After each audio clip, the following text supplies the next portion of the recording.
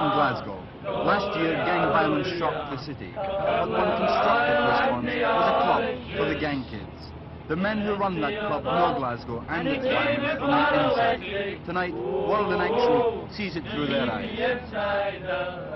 We have difficulty getting person-to-person insurance, but I wonder whether the more you see of violence, and I've seen a fair amount in the last 6 months, the less you tend to have any fascination or any fear.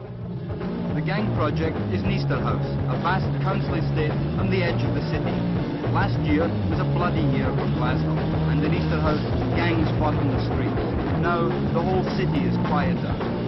The Easterhouse project seems to have helped, though at first glance, it's as raw and cheerless as Easterhouse itself.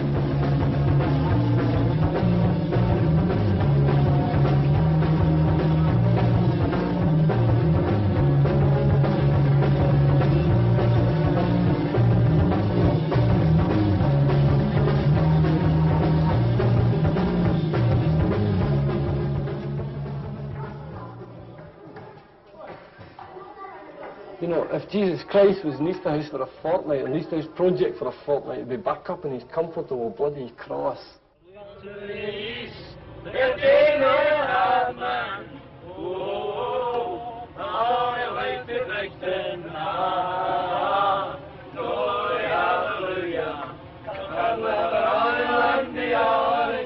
The pack, the rebels, the drummy and the toy. The gangs of Easterhouse now keep a kind of peace. It all began improbably last autumn, when pop singer Frankie Vaughan called a successful amnesty in Easterhouse. The gangs surrendered their weapons while the priest looked on. In exchange for weapons, the gang kids got a rush of publicity, 2 tin huts and 2 unconventional organisers, who dig persistently for the root causes of Glasgow's exceptional violence. Graham Noble, a teacher, artist and former engineer, chairs his committee of ex-gang boys. His assistant in running the project is Archie Hines, a former bus driver and slaughterman, now a prize-winning novelist. Okay, the building is new, the project is new, and there's been a great deal of excitement in the building and not a great deal of discipline, which we're not too worried about, you know, because we can't do much. You know, there's too many people, too few staff, not enough money for equipment. And the gangs just now, they mingle. One of my mates went up to the Casbah, which is a drummy pub, and if he went near there about a year ago, he'd have been walking home with his head in his hands. They'd his head cut off. I think they're actually quite like a few of the pint and a few of the rebels. Some are pretty decent blocks. Yeah. I think people that come up regular should be appointed as sort of bouncers. No bouncers, but Stewards. This is one of the problems, but discipline, if we throw a boy out who's wild, you know, so he goes out in the streets and he's wild in the streets, we've got to keep him in. But tolerance brings problems. In one day, stocks of Pepsi Cola are sabotaged and the doors of the project kicked in. We're not idealists, we recognise the reality of the thing, and we don't expect it to be anything else, in a way, until we work on it, of course. So, well, you know, it's disappointing, but only at a kind of mundane day-to-day level, you know. It's not ultimately disappointing. This is what happens. This is what happens when a whole society neglects a whole community like Easterhouse. All the people who live in Easterhouse have come from a very tight tenement culture in Glasgow. Now they're pushed out into periphery of Glasgow, and this is a traumatic shock. Easterhouse is an incredibly barren place to live in. It lacks most of the civilized amenities that we're used to. It lacks virtually everything. Banks, cobblers, public toilets, cinemas, dance halls, you name it, you know.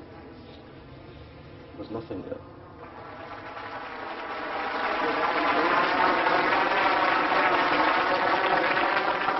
Of course, we're all a lot wiser. The planners, the councillors, the members of parliament, the social workers, and indeed the people who have to live in these big post-war housing schemes. We're all a lot wiser now.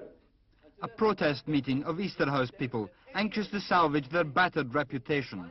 They condemn outside critics, yet, confusingly, some of the most pungent criticism comes from Easterhouse people themselves. If it's left the way it is, there'll be no Easterhouse. Your paths are falling to pieces. Your waste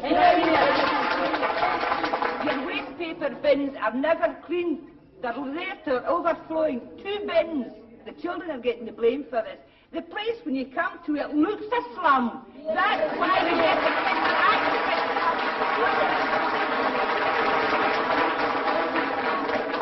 It goes back, not the last 2 years. It goes from the very first year Easterhouse was built. We have been left out in a wilderness. They say in the council they'll do this and they'll do that. There's nothing being done. Nothing. We've had a few shops here, and some of these shops, the food inspectors should be around. You can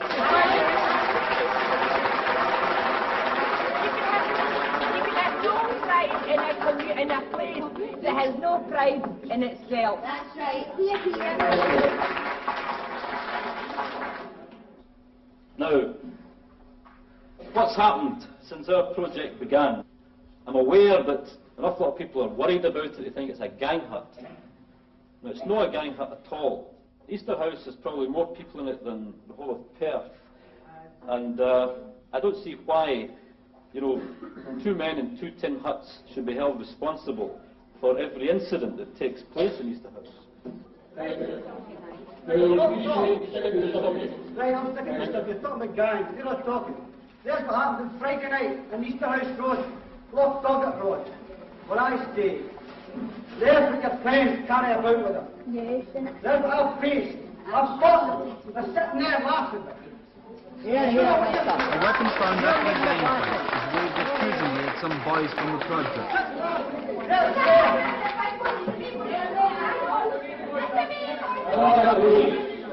There's one gang that's joined us. This gang has caused all the trouble. This sensational intervention upsets the audience, who turn bitterly on the accuser.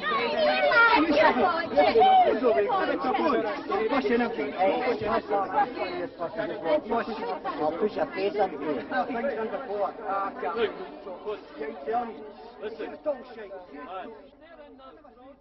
Eddie, what incident was the man in the meeting complaining about?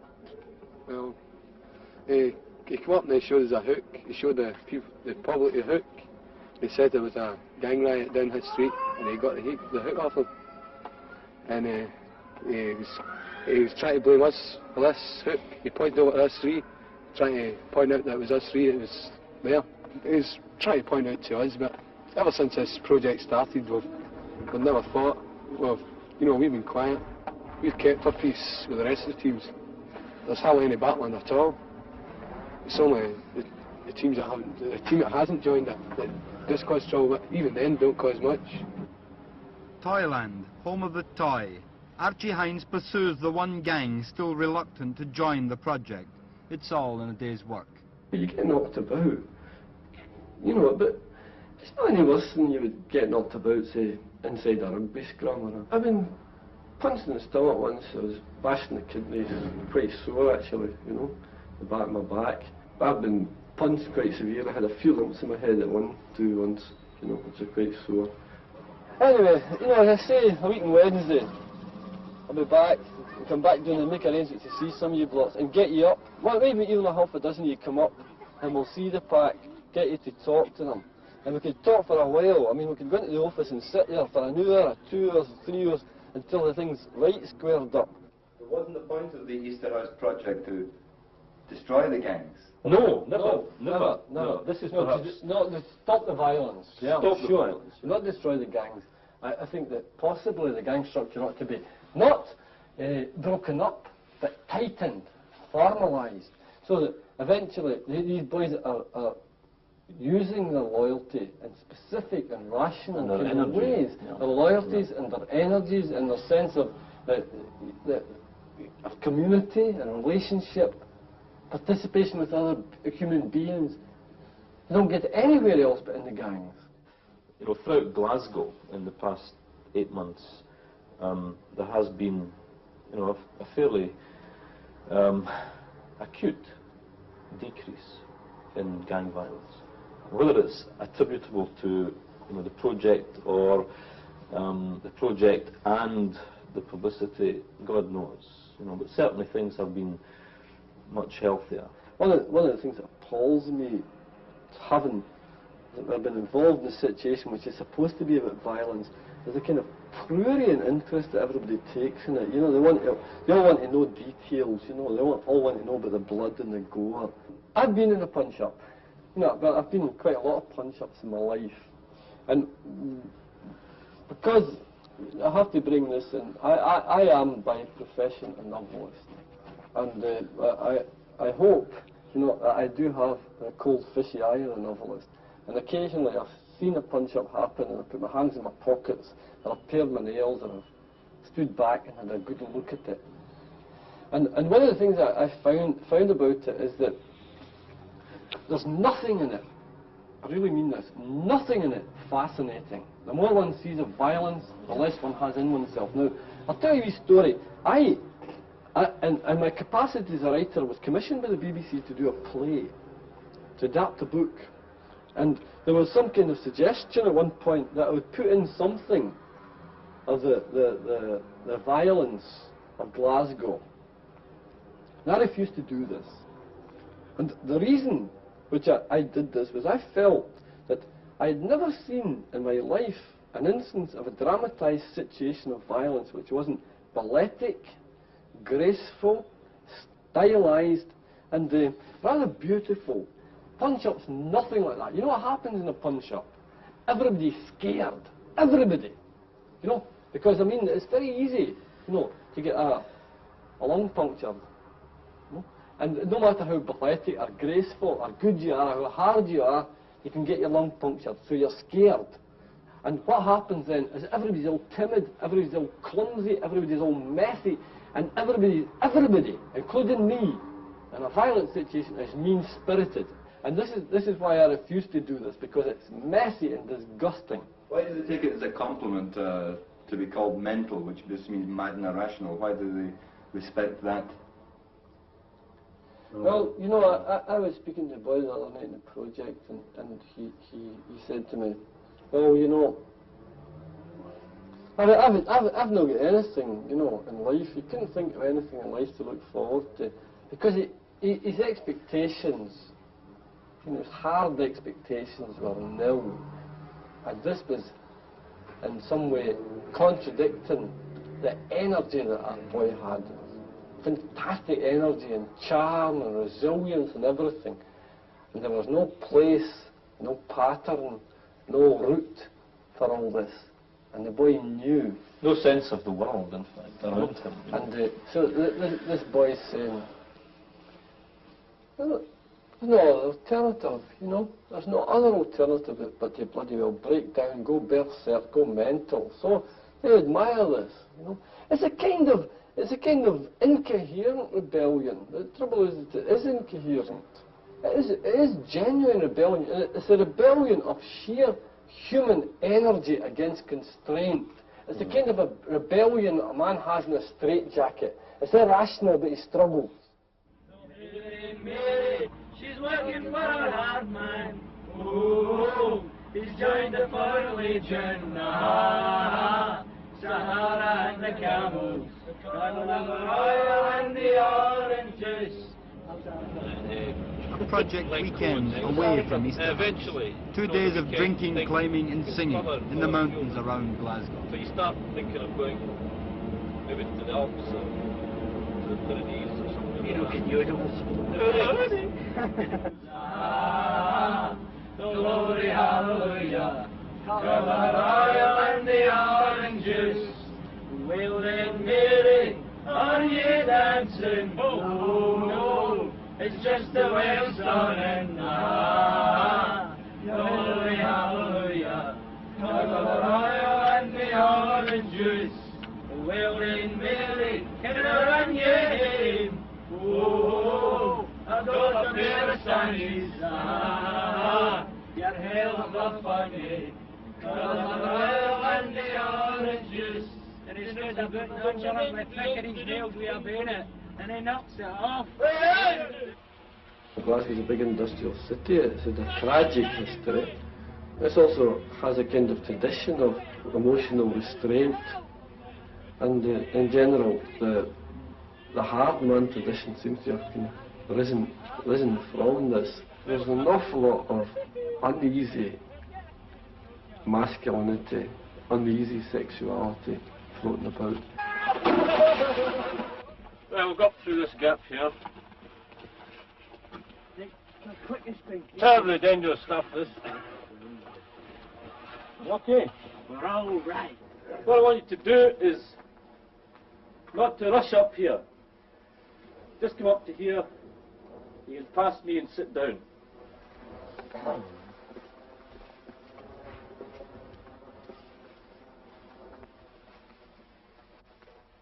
See, nice and easy. Put the rope between your hands. Yeah, that's it.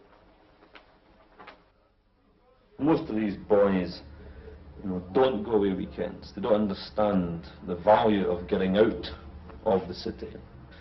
I'm sure that some of the boys, when they come back to Easterhouse after being away, do feel depressed. In fact, I know they do. They're back, into the big trap.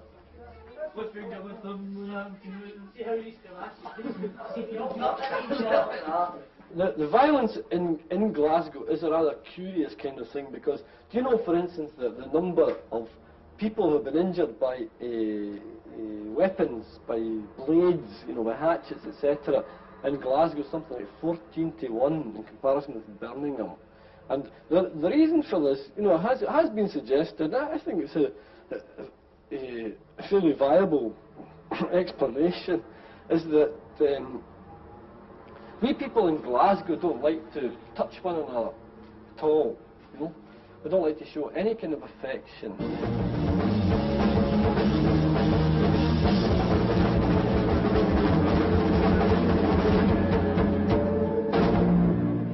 And we don't even like to touch one another in aggression. And this is part of the reason for the violence in Glasgow. Usually we do it at a distance with weapons. We do everything at a distance. A man who's hard, a man who doesn't like to be touched, is a man who doesn't have any tenderness or any affection or any these kind of the sweeter aspects that a human being should have. Fairly recently in Glasgow, there was a very large teaching on violence at Glasgow University, which we didn't attend because we were working at that time at Easterhouse, but we did see the latter part of it on television, and quite frankly, the sort of middle class fascination and hysteria towards violence I find much more disturbing than working with the boys out in Easterhouse. But many kids would say that, in fact, your project is a gang hut, is very rough. Do you take that as a criticism? Yeah, it is a criticism. It's not only a criticism, it's true. But isn't it inevitable when you say that you accept and perhaps even formalise the gang structure? Shouldn't you be breaking it down into a youth club? Well, we're meddlers. We're meddling in this situation. I'm meddling in Easterhouse, and you're meddling having a look at it. We're interfering, and we're not very sure what we're doing. We're not sure. My mind balking here, and my mind really balks, because I know that what really ought to happen is that these children ought to find a route out. And how do they do this? I think the only possibility is for their energies, to go round and round and round and round until it finds some kind of form.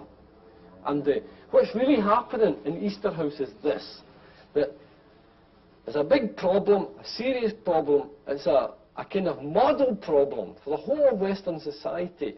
And it's been left in the hands of two guys, Graham Noble and Archie Hind. Graham happens to be a wee bit younger than me, but neither of us have really got enough physique and enough energy to cope with this. We're bitten off more than we can chew, and we're getting bloody little help. So we're carrying this thing in our back. One man who has helped is Scotland's Under-Secretary of State, Norman Buchan. The project has been promised £7,000 of government money by Buchan's department. So much stress has been placed upon the success of the project that it's important not just for Easterhouse, but for all sorts of social efforts in this direction, that it should succeed and should get support. Mr. Buchan, your department has just issued a report on social problems like those existing in Easterhouse. What conclusions were reached? A number of conclusions. One of the problems they found was that the rapid development that was very necessary in Glasgow after the war of these vast housing schemes, the concentration inevitably was on houses, and this had outstripped the provision of amenities. So you get vast schemes such as the one in Easterhouse without any proper centre. One of the conclusions they draw is quite the simple one, that in future no such scheme should be built without the amenities keeping pace with the actual provision of housing. Well, Glasgow's a rough city, but, you know, in a sense this roughness is part of its virtue. I once said that there's no city where you're more likely to be knocked down, but there's also no city where you're more likely to be picked up by the next bloke going along, dust you down and say, are you all right, Mac? You know, this happens. It's been a very long... There was a kind of maelstrom of people coming into Glasgow from Ireland, from the Highlands, from elsewhere, building up the industries in Glasgow, crammed together in the tenements. And they brought, you know, the tensions of people living close in pretty difficult circumstances. There a background of religious bigotry in Glasgow, which created tensions and aggression. There's the old Scottish Calvinism, made it difficult for people to articulate attitudes. People tell me, you know, that they've gone and lived for 20 years before they've heard their father calling their mother by their first name. This kind of thing. They don't find it easy to demonstrate a close affection. So with this kind of inevitable problems of bad housing circumstances, with a background of bigotry, expressing itself in a form of aggression rather than affection, the old Scottish tradition, the tradition of hard drinking too. And this created, therefore, you know, a gang problem in Glasgow is not a new problem. In the 20s and 30s, our gangs tended to be adult gangs, religiously based, Protestant versus Catholic. That has, to a big extent, died away. I think among the youngsters today, this is no longer such a big factor, and this is good. What do you see hopeful about the situation at the moment? Well, I found it hopeful tonight to see 200 or 300 young people in the project. The fact that they're in there at all. It's difficult sometimes to see the rub-off in general social behaviour merely because they're brought together in this way. But at the very, very least, they are not on the streets. They're there together. They're getting good guidance from two very good leaders in the shape of Graham Noble and Archie Hines. So that kind of thing is helpful. When they're destroying the tenements of Glasgow, they don't seem to understand they're destroying a whole way of life. I wonder if they really understand exactly the consequences of doing this. We take the view that in Easterhouse, violence really is a fairly inconsiderable part of the problem. And in fact, if I was asked, am I optimistic about the violence in Easterhouse, I would say yes. Am I optimistic about the possibility of curing Easterhouse of its real malady? I would say no.